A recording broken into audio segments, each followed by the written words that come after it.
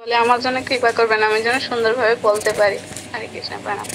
শ্রীমদ্ ভাগবত গীতার 2য় অধ্যায় সাংখ্যযোগ, শ্লোক নং 41।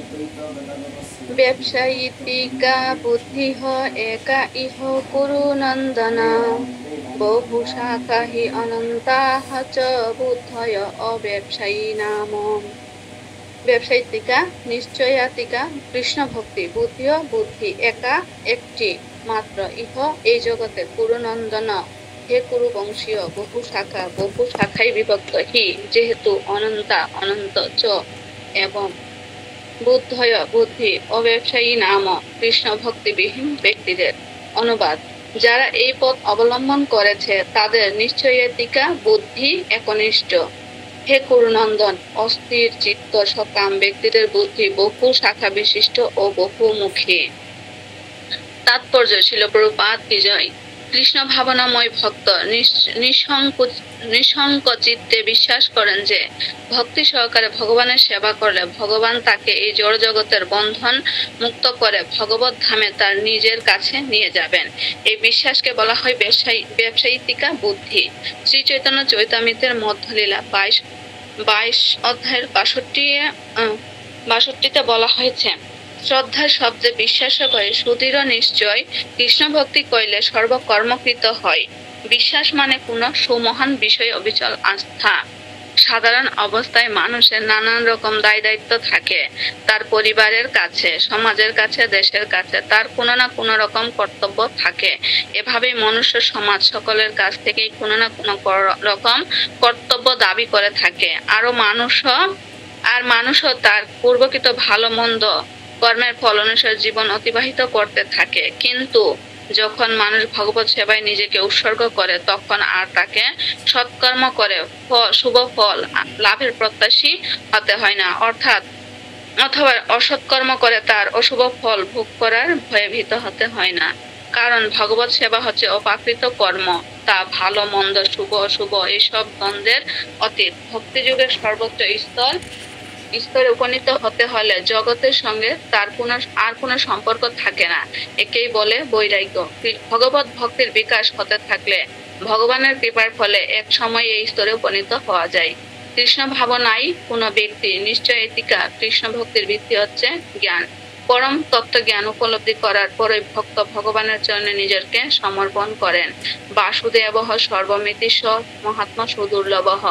একজন কৃষ্ণ ভাবনাময় ব্যক্তি দুর্লভ মহাত্মা এবং তিনি জ্ঞানের মাধ্যমে বুঝতে পারেন বাসুদেব বা শ্রীকৃষ্ণই হচ্ছেন সর্বকারণের মূল, কারণ তিনি হচ্ছেন সমস্ত কিছুর উৎস। গাছের গোড়ায় জল দিলে যেমন সারা গাছকে জল দেওয়া হয়, তেমনই সবকিছুর উৎস। ভগবানের সেবা করলে আত্মীয় স্বজন, বন্ধু বান্ধব, সমাজ, জাতি আদি সকলেরই সেবা করা হয়। ভগবান শ্রীকৃষ্ণ যদি তুষ্ট হন তাহলে সকলেই সন্তুষ্ট হবেন। সদ্গুরু সুদক্ষ তত্ত্বাবধানে এবং তার নির্দেশ অনুসারে ভক্তিযুগের অনুশীলন করাই হচ্ছে মানব জীবনের পরম কর্তব্য কর্ম। সদ্গুরু হচ্ছেন ভগবান শ্রীকৃষ্ণের সুযোগ্য প্রতিনিধি। তিনি তার শিষ্যের মনোভাব বুঝতে পারেন এবং সেই অনুযায়ী তিনি তাকে ভগবানের সেবায় নিয়োজিত করেন। তাই সুষ্ঠুভাবে ভক্তিযুগ সাধন করলে ভগবানের প্রতিনিধি গুরুদেবের নির্দেশ শিরোধার্য করে এবং তার আদেশকে জীবনের একমাত্র কর্তব্য বলে মনে করে তা পালন করতে হবে। শিল বিশ্বনাথ চক্রবর্তী ঠাকুর শ্রী গৌরবষ্টকে বলেছেন, যস্যা প্রসাদা ভগবত প্রসাদ, যস্যা প্রসাদান্ন গতি কুতঃপি, ধায়ংস্ত বংশস্ত যশস্ত্রী সন্দম বন্দে গুরু শ্রী চরণারবিন্দম।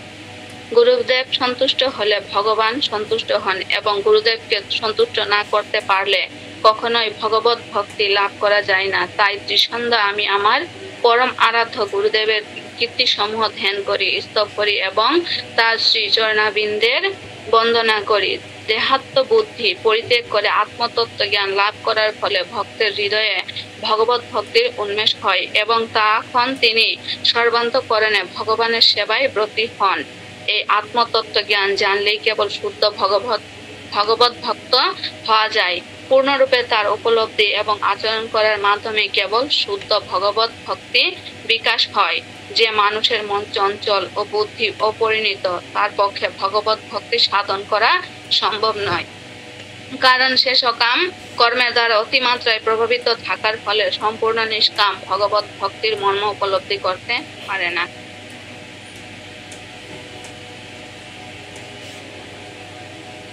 এখানে মূলত শ্লোকের মাধ্যমে বোঝানো হচ্ছে যে ভগবান শ্রীকৃষ্ণ এখানে কর্মযোগ বা নিষ্কাম কর্মের দর্শনকে তুলে ধরেছেন।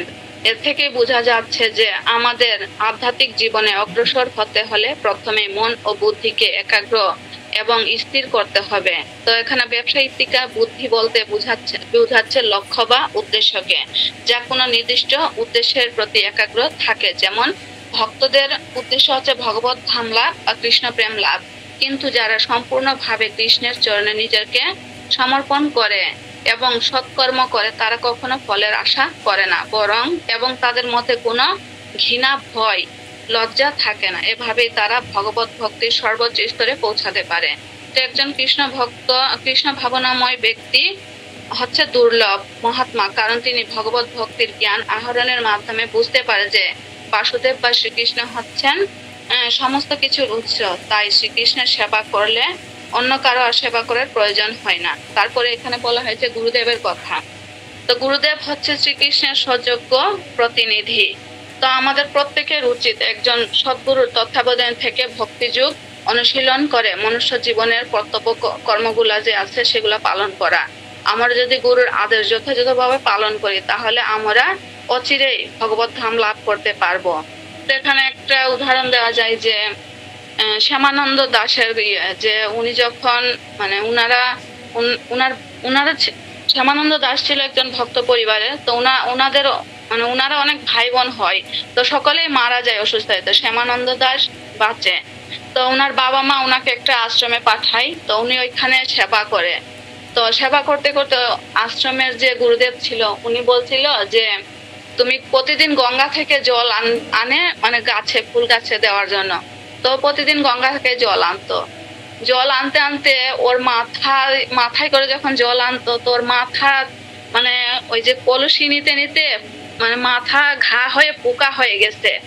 তো তবুও উনি যে মানে সেবা করতো, ওর মাথায় যেরকম হয়ে গেছে কোনোদিন ওর গুরুদেবের কাছে বলেন। এই হচ্ছে একনিষ্ঠ সেবা, যে এত কষ্ট হচ্ছে। তো একদিন ওই আশ্রমের যে গুরুদেব উনি দেখছে যে শ্যামানন্দর মাথা থেকে এরকম পোকা পড়ছে, তবুও উনি ওনার কাছে বলে নাই। তখন উনি এই যে আশ্রমের গুরুদেব উনি বুঝতে পারছে যে এর মানে আর কি উনি একজন ভালো আর কি ভক্ত। তখন ওনাকে বৃন্দাবনে পাঠানো হয়েছে সেবা করার জন্য।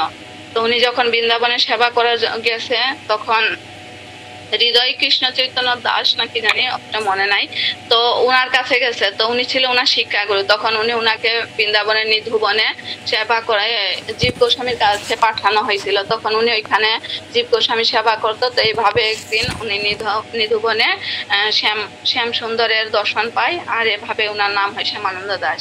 এখানে এইভাবে আমাদের গুরুর আদেশ যথাযথভাবে পালন করতে হবে। আর যদি আমরা গুরুদেবের চরণে অপরাধ করি তাহলে ভক্তি জীবন থেকে অনেক দূরে সরে যাব এবং জড় জীবনে অনেক দুঃখ কষ্ট ভোগ করব। আমরা যখন সম্পূর্ণভাবে সকল কিছুর প্রতি নিরাসক্ত হয়ে আত্মতত্ত্ব জ্ঞান লাভ করে ভগবানের সেবা করব, তখন আমাদের হৃদয়ে শুদ্ধ ভগবত ভক্তির উদয় হবে। আর যাদের সব সময় লাভ প্রতিষ্ঠা চাওয়া পাওয়ার তীব্র আকাঙ্ক্ষা বাসনা থাকে তারা ভগবত ভক্তি সাধন করতে পারে না। তাদের মন সব সময় চঞ্চল এবং তারা ক্ষীণ বুদ্ধির অধিকারী হয়। আর সেসব ব্যক্তিরা হচ্ছে সকাম কর্মের অধিকারী। আর এই কর্মের দ্বারা প্রভাবিত থাকার ফলে সেসব ব্যক্তিরা নিজের ভালোটাও বুঝতে পারে না এবং শুদ্ধ ভগবত ভক্তির মর্ম উপলব্ধি করতে পারে না।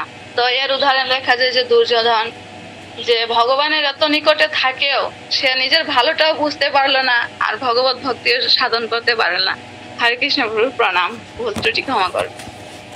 জাম ইমাম পুষ্পিতাম বাচম প্রপদন্তি অপি পচ্চিত বেদ বাদরথা পার্থ ন অন্নত স্থিতি ইতি বাদি ন কাম আত্মন স্বর্গপরা জন্ম কর্ম ফলপদান ক্রিয়া বিশেষ বহুলাম ভোগৈশ্বর্য গতিম প্রতি। জাম ইমাম এই সমস্ত পুষ্পিত বাচম বাক্য প্রপদন্তি বলে অবিপচ্চিত অবিবেকী মানুষ। বেদবাদরাথাহ বেদের তথাকথিত অনুগামী পার্থ, হে পিতাপুত্র, না অন্য কিছু অস্তি আছে। ইতি এভাবে বাদীন মতবাদী কামাত্মন মানে কামনাযুক্ত স্বর্গপরাহ, স্বর্গ লাভই যাদের প্রধান উদ্দেশ্য। জন্মকর্ম ফল প্রদান, জন্মরূপ কর্মফলপ্রদ ক্রিয়া বিশেষ আরম্ভপূর্ণ ক্রিয়াকলাপ বহুলাম বিবিধ হোক ইন্দ্রিয় সুখ ঐশ্বর্য গতিম প্রগতি শ্রুতি অনুবাদ।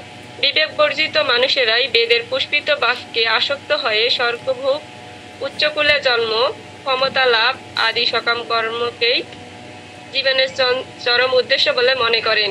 ইন্দ্রিয় সুখভোগে ও ঐশ্বর্যের প্রতি আকৃষ্ট হয়ে তারা বলে যে তার ঊর্ধ্বে আর কিছুই নেই। তাৎপর্য শ্রীল প্রভুপাদ কি জয়। সাধারণ মানুষ অল্প বুদ্ধি সম্পন্ন এবং তাদের অজ্ঞানতার ফলে তারা বেদের কর্মকাণ্ডে বর্ণিত সকাম কর্মের প্রতি বিশেষভাবে আকৃষ্ট হয়ে পড়ে। সুরা ও নারী উপভোগ এবং জড় ঐশ্বর্যপূর্ণ স্বর্গলোকে গিয়ে ইন্দ্রিয়ের চরম তৃপ্তি সাধন করার ঊর্ধ্বে তারা আর কিছুই চায় না। বেদে স্বর্গলোকে যাওয়ার জন্য নানা রকম যজ্ঞের বিধান দেওয়া আছে, যার মধ্যে জ্যোতিষম যজ্ঞ বিশেষভাবে উল্লেখযোগ্য। বাস্তবিক যে মানুষ স্বর্গলোকে যেতে চায় তার এই সমস্ত যজ্ঞগুলির সম্পাদন করা অবশ্যই কর্তব্য। তাই অল্প বুদ্ধি সম্পন্ন মানুষেরা মনে করে এটি বৈদিক জ্ঞানের চরম উদ্দেশ্য। এই প্রকার অনভিজ্ঞ মানুষদের পক্ষে একাগ্রচিত্তে কৃষ্ণ ভাবনামৃত অনুশীলন করা সুকঠিন। মূর্খ যেমন বিষবৃক্ষের ফল দেখে লালায়িত হয়, তেমন এই তত্ত্বজ্ঞান বিবর্জিত মানুষের স্বর্গলোকের এই ধরনের ঐশ্বর্যের দ্বারা প্রলোভিত হয়ে তা ভোগ করবার বাসনায় লালায়িত হয়। বেদের কর্মকাণ্ডে উল্লেখ আছে অপাম সোমামিতা অভু। এছাড়া আরো উল্লেখ আছে অক্ষয়ম বৈ চতুর্মাস্য জানিহ সুকৃতম ভবতি, অর্থাৎ চতুর্মাস ব্রত পালন করলে মানুষ স্বর্গলোকে গিয়ে সোমরস পান করে অমরত্ব লাভ করে এবং চিরকালের জন্য সুখী হতে পারে। এমনকি এই পৃথিবীতে বহু লোক আছে যারা সোমরস পান করে বলবান ও সুস্বাস্থ্যের অধিকারী হয়ে ইন্দ্রিয় সুখভোগ করার জন্য নিতান্তই উৎসুক। এই জড়জগতের বন্ধন থেকে মুক্তি হবার ব্যাপারে এরা বিশ্বাসী নয়। তারা তাদের আরম্ভপূর্ণ বৈদিক যজ্ঞের প্রতি বিশেষভাবে আসক্ত। এই ধরনের মানুষেরা অত্যন্ত ইন্দ্রিয় পরায়ণ এবং তাই তারা জীবনে স্বর্গলোকের অতীত আর কোনো আনন্দ স্বীকার করে না। কথিত আছে স্বর্গের নন্দকাননে অফুরন্ত সোমরস পান করে অপ্সরাদের সঙ্গ করে ইন্দ্রিয় সুখভোগ উপভোগ করা যায়। এই প্রকার বৈদিক সুখ নিঃসন্দেহে ইন্দ্রিয় পরায়ণতা। তাই তারা এই প্রকার জাগতিক অস্থায়ী সুখের প্রতি আসক্ত হয়ে নিজেদের পার্থিব জগৎকে প্রভু বলে মনে করেন। হরে কৃষ্ণ। প্রভু এখান থেকে যারা অল্প বুদ্ধি ব্যক্তিরা আছে তাদের মধ্যে কখনোই কি নিষ্কাম কর্মের যে জ্ঞানটা সেটা তাদের মধ্যে কখনোই থাকে না। তারা সর্বদাই নিজের ইন্দ্রিয় সুখভোগের জন্য আগ্রহী। যেমন আমরা দেখতে পাই দুর্গাপূজায় একটা মন্ত্র বলা হয় ধনং দেহি জনং দেহি। তারা সবসময় নিজের ধনজনের প্রতি কামনা করে। কখনোই তারা বলে না যে ন ধনম ন জনম সুন্দরীম কবিতাম বা জগদীশ কাময়ে মম জন্মনিশ্বরে ভবতাৎ ভক্তি অহিতি। তারা কখনোই বলে না যে আমরা কৃষ্ণ প্রেম চাই।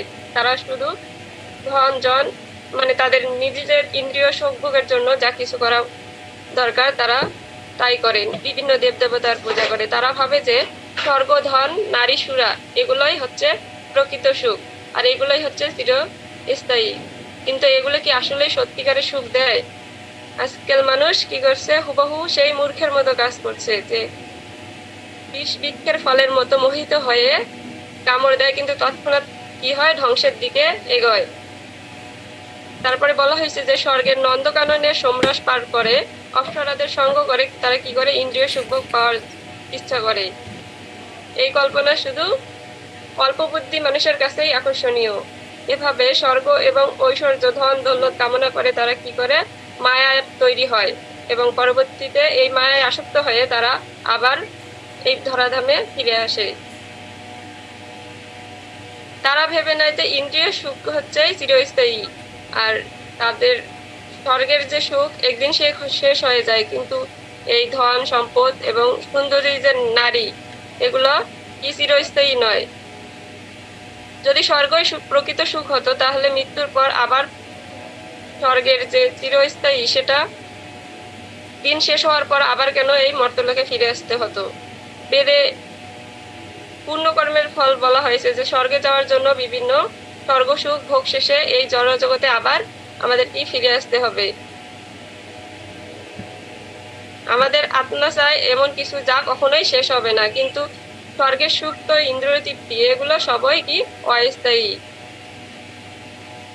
এসব ভোগ সুখের পেছনে ছুটে কি করছে মানুষ, তার মূল্যবান সময়টা নষ্ট করছে, আর এটা পুরো এটাই বোকামি জনিত কাজ করছে তারা।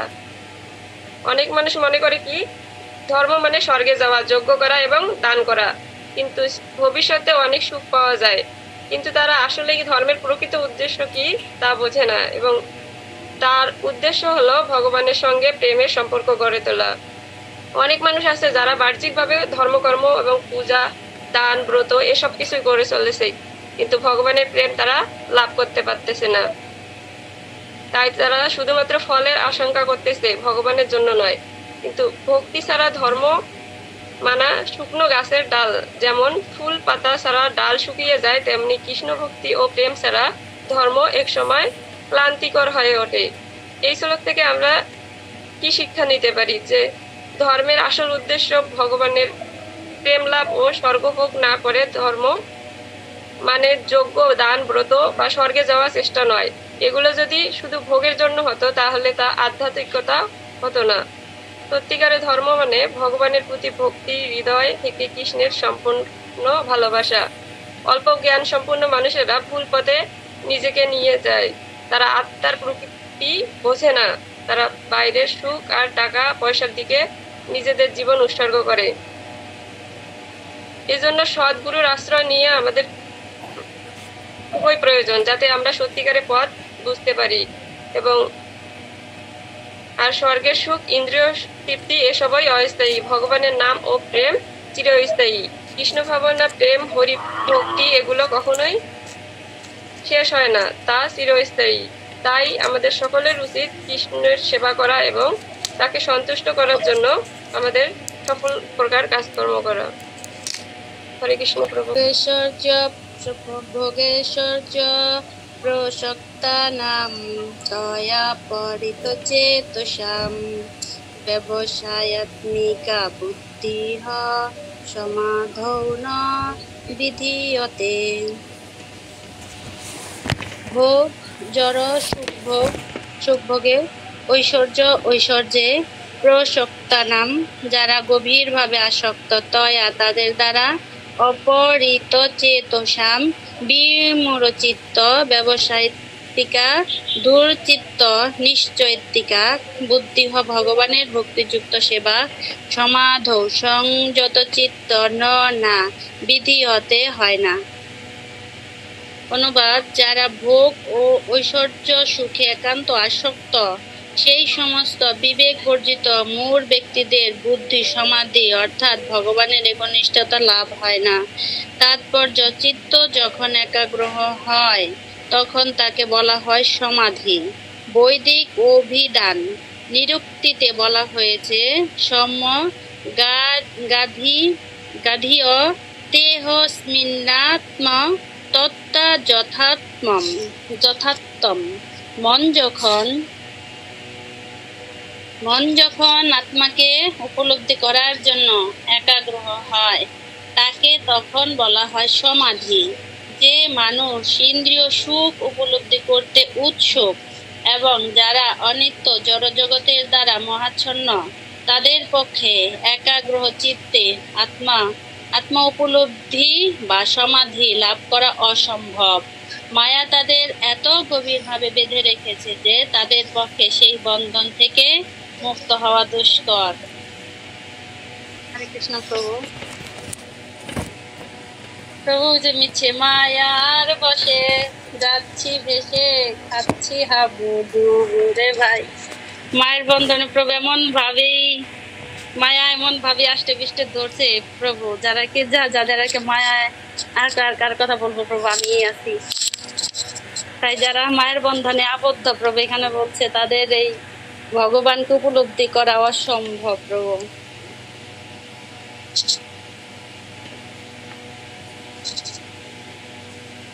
হরে কৃষ্ণ প্রভু। সম্ভব কিভাবে সেটা বলেন। সম্ভব প্রভু, এখানে দুই একটা কথা বলছে, আত্মাকে উপলব্ধি করা। আত্মাকে উপলব্ধি করতে হইলে ভগবানকে প্রভু একাগ্র ভাবে প্রভু ডাকতে হবে প্রভু, ধ্যান করতে হবে, ভগবানের ধ্যান করতে হবে, তবেই না আমরা ভগবানের ভগবানকে উপলব্ধি করবো। আর ভগবানের যদি উপলব্ধি করতে পারি তখন হয় সমাধি প্রভু। আর এখানে আরেকটা কথা বলছে যে ইন্দ্রিয় সুখ ভোগ, ইন্দ্রিয় আমরা তো প্রভু ইন্দ্রিয় সুখ ভোগের জন্য এই জড় জগতের বন্ধনে আবদ্ধ হয়ে আছি। ইন্দ্রিয় সুখ ভোগ থেকে যেদিন মুক্ত হইতে পারবো তিনি প্রভু ভগবানের কাছে যেতে পারবো প্রভু। আর এই জগৎটা তো অনিত্য, আমরা তো এটা ওরকম ভাবে ভাবতে পারি না প্রভু, মনে করি যে না এই জগতে বুঝি নিত্য, এই জড় জগতে আমরা থাকবো। আসলে যে আমাদের ভাড়া বাড়ির মতো আছি, যে আজকে যদি বলে প্রভু ভগবান যে তার সময় হয়ে গেছে বাড়ি ছাড়ার, চলে আসে, আমাদের তাই ওই দিন যাইতে হবে প্রভু, সেটাই তো আমরা বুঝি না প্রভু। এখন হচ্ছে কি আমাদের বুঝতে হবে, না বুঝলে কি হয়, বাড়িওয়ালা ঘাড় ধরে বের করে দেয়। তদ্রুপ ওই রকম পরিস্থিতিতে আমাদের পড়তে হবে। যদি সঠিক সময় বাড়িটা যদি চেঞ্জ করার প্ল্যান না করি, তাহলে বাড়িওয়ালা ঘাড় ধরে বের করে দিবে। এর জন্য আমাদের সবার প্রস্তুতি নেওয়া উচিত। এই ভোগে, ভোগ বাসনায় চাই দৌ এটা চাই ওটা চাই, আরও কাস্টমার, কর্মস্থলে আরও ব্যবসা দাও, এরকম সবাই সাবধান। আমাদের এখানে অনেকেই কর্মজীবী আছেন, মায়েরা অনেকে কাজ করেন। আমাদের এখানে কে মায়েরা কাজ করে, ঝুমা মাতাজি, শিউলি বর্মন কোনো কাজ করেন না, পূজা মাতাজি করেন, শিপলু মাতাজি তো আছেই পেশাদারি মাস্টার, স্মৃতি মাতাজি মাস্টার, মল্লিকা মাতাজি ঘরে, পূজা মাতাজিও কাজ করেন, টাকা ইনকাম করেন, প্রতিমা করেন কিনা জানি না। যেই হোক, শারীরিক হোক আর মানসিক হোক। আজকে পিঙ্গলার কাহিনী যেটা বললাম, আমার খুব খারাপও লাগছে যে এখন থেকে মনকে কি করতে হবে, বসাতে হবে। শরীর দিয়ে কাজ করি না এখন বর্তমানে, ব্রহ্মচারীরা শরীর দিয়ে অতটা কাজ করে না। মানসিক সমস্যাটা এখন বেশি, মন দিয়ে কাজ হয় বেশি। যারা শারীরিকভাবে কাজ করে না তাদের মনের উপরে চাপ পড়ে বেশি, তখন মন দিয়ে কাজ করে। তা ব্রহ্মচারীদের মনের উপরে কাজ করতে হয় বেশি। আর যারা শারীরিকভাবে কাজ করেন তারা মনটা মোটামুটি আছে, তারপরও তাদের মনটা আরও বেশি বিচলিত। এর জন্য সবাইকে বলছি মনটাকে বসাতে হবে। আজকে যার পিছনে ছুটছি, মনকে যার পিছনে ছুটাচ্ছি,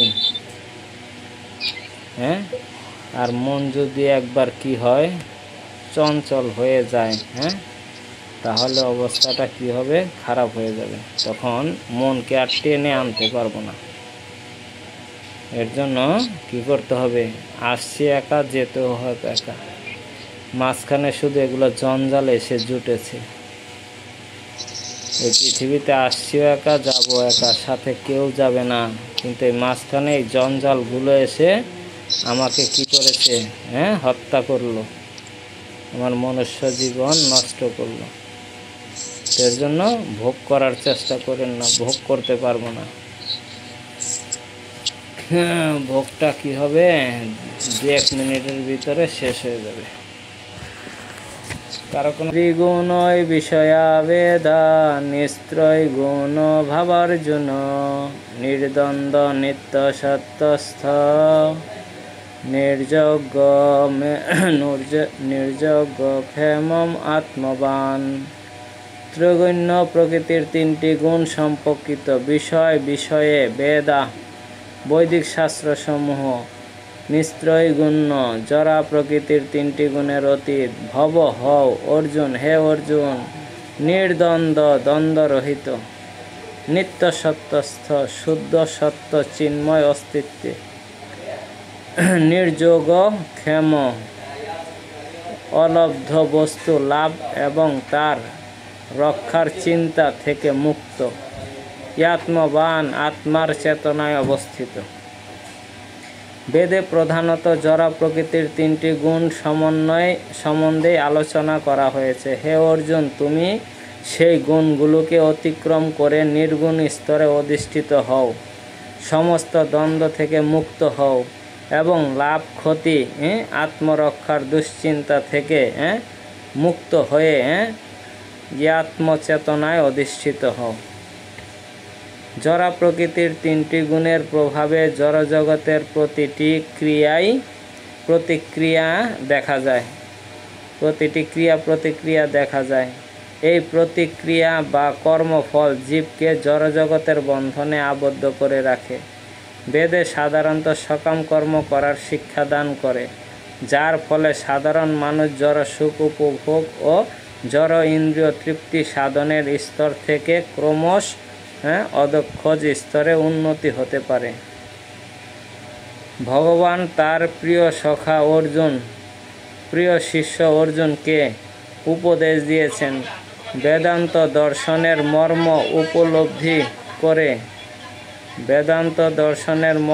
উপলব্ধি করে পরা প্রকৃতিতে অধিষ্ঠিত হতে।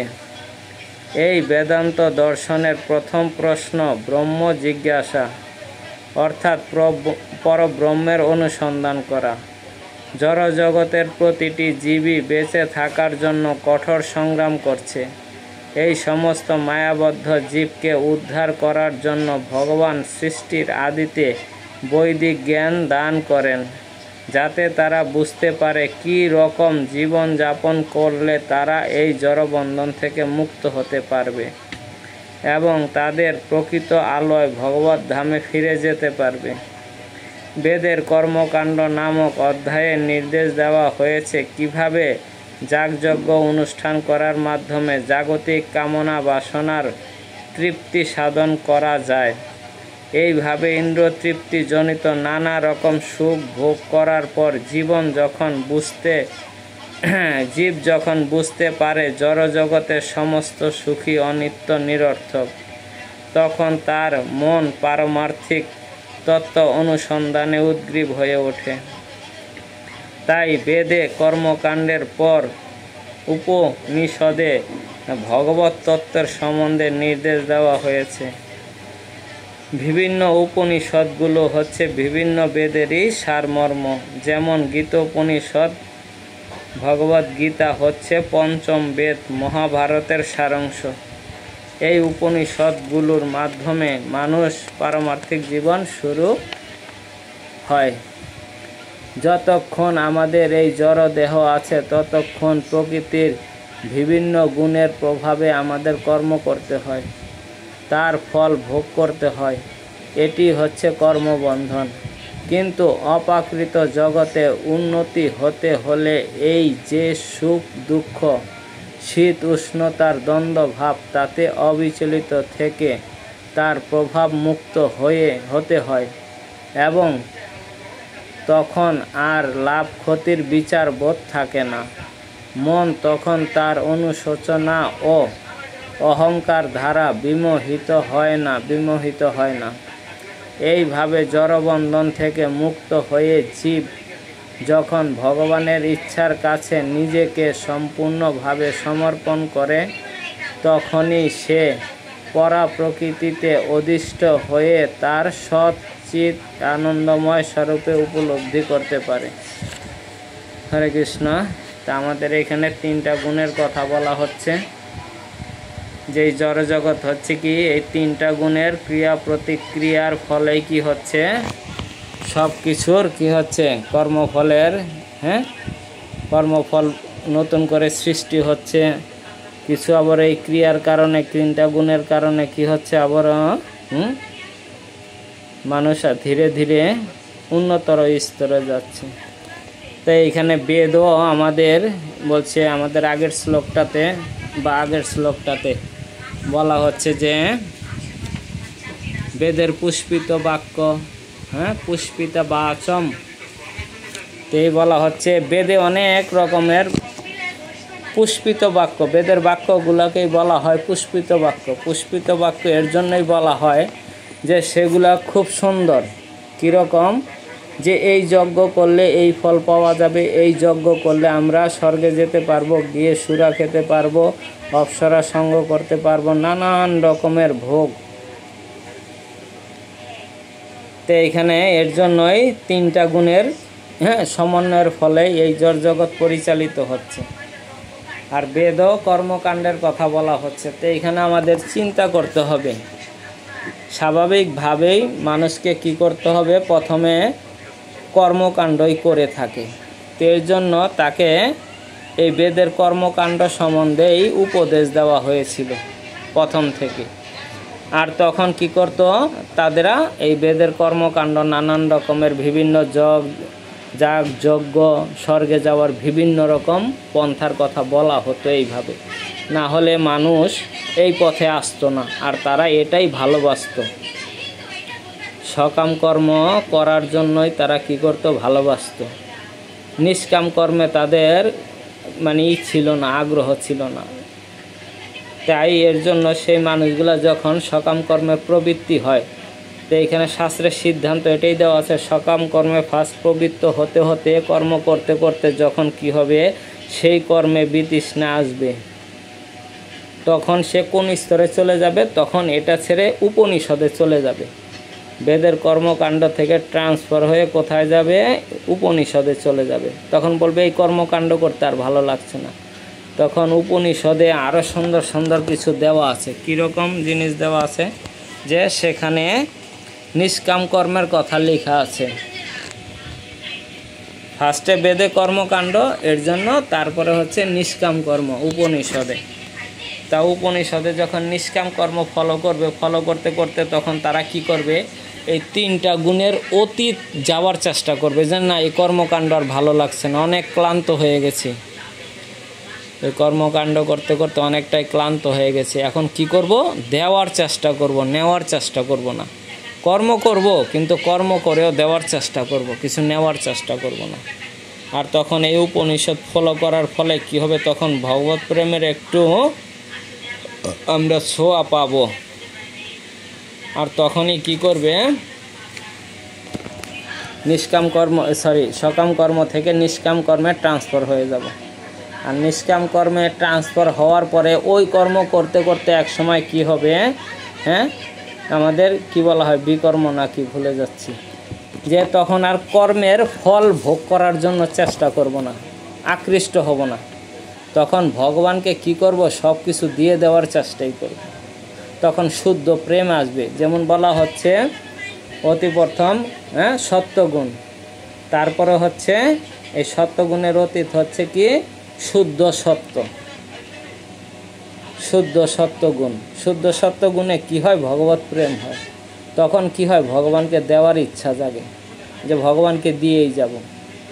আর যখন এই শুদ্ধ সত্যের স্তরে উঠব, তখন আমাদের কি হবে, কৃষ্ণকেন্দ্রিক চিন্তা ভাবনা থাকবে, কৃষ্ণ ভাবনাময় থাকবে। আর তখন আমরা কি করব, এই ভোগে লিপ্ত হব না। আর তখন আমাদের জীবনটা হবে কি আনন্দময়, যেটা আমরা এখনো বুঝতে পারতাছি না। এখন আমরা যারা ভক্তি জীবনে আছি, শুদ্ধ সত্য স্তরে এখনো উঠি না, শুদ্ধ সত্য সত্যগুণেরও অতীত। এই যে সত্য রজ তম, তমর পরে কি রজর পরে হচ্ছে কি সত্য, সত্যের পরে কি আরো শুদ্ধ সত্য। তা আমরা যদি সেই শুদ্ধ সত্য স্তরে উঠি, তখন হচ্ছে কি আমরা আরো প্রচুর আনন্দ পাবো। কিন্তু আমরা এখন বর্তমানে আছি কি সত্যগুণে আছি, শুদ্ধ সত্য স্তরে উঠতে পারিনি। এর জন্য আমাদের সবারই কি করা উচিত, কৃষ্ণ ভাবনাময় হয়ে কর্ম করা। তাহলে আমরা কি করতে পারবো, প্রচুর আনন্দ পাবো। আর নিজের স্বরূপকে অলরেডি বুঝে গেছি, আমাদের স্বরূপ কি বুঝিনি যে তা না, কিন্তু হচ্ছে সেটা বাস্তবায়ন করতে পারতেছি না 100%। আমরা অনেকেই জানি যে আমি কি আত্মা, কিন্তু এটা 100% উপলব্ধি হচ্ছে না, বিদায় আনন্দ হচ্ছে না, আর সত্য স্তরে আমি উঠতে পারছি না। তাহলে আমাদের সবারই একটাই পরামর্শ যে কি হচ্ছে, যেহেতু আমরা কি করেছি, তমগুণ ছেড়েছি, রজগুণ ছেড়েছি, সত্যগুণও কি ছাড়া অবস্থায়, হ্যাঁ, সত্যগুণ আর শুদ্ধ সত্যের মাঝখানে আছি। আমাদের ভক্তি খুব সুন্দরই চলছে, আনন্দও চলছে, সবই বুঝি, কিন্তু কিছু পরিবর্তন হলেই আমরা কি করব, শুদ্ধ সত্য স্তরে উঠে যেতে পারবো। তা আশা করি সবাই আমাদের কি করা উচিত, এই শ্লোক থেকে ভক্তিটা আরও দৃঢ় করা, আরও সংকল্পবদ্ধ হওয়া, আরও ভালো করে জপ করা। কারো যদি প্রশ্ন থাকে আর যদি আমার কোনো কমতি থাকে বলবেন, কারণ আমার ওই রকম অত অ্যাডভান্স নয়, যা পেরেছি তাই বলেছি। হরে কৃষ্ণ।